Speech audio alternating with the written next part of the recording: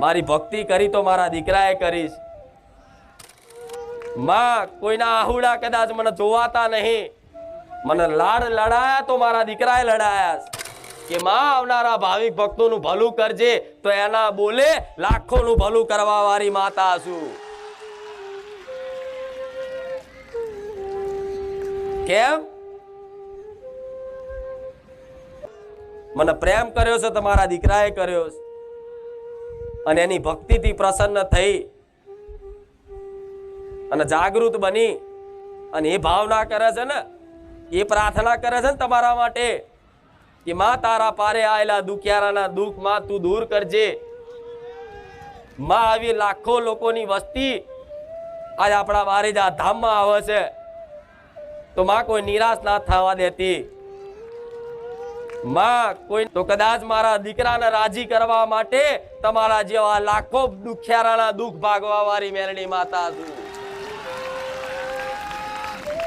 તમને જોઈ અને મારો દીકરો રાજી થાય, તમને સુખી જોઈ, તમને આનંદિત જોઈ, તમારા મુખે હસી જોઈ અને મારા દીકરાને કદાચ અંતરાત્મામાં આનંદ થતો હોય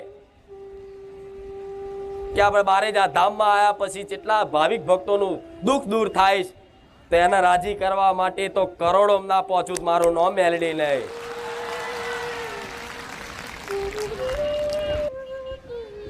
અને એ મારાથી છે।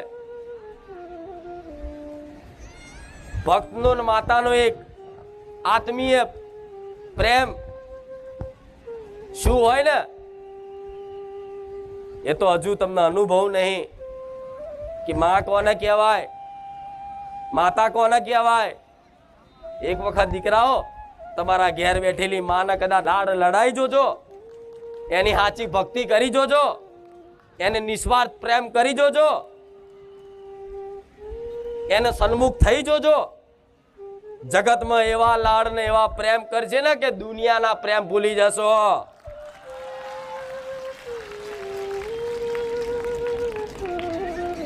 કોઈની પડી નહીં હોય, કોઈની ચિંતા નહીં હોય, બસ એક જ મારી માતા, મારી માં, મારી માન, મારી માં, મારી ચામુંડા, મારી ચામુંડા, મારી મહાકાળી, મારી મહાકાળી।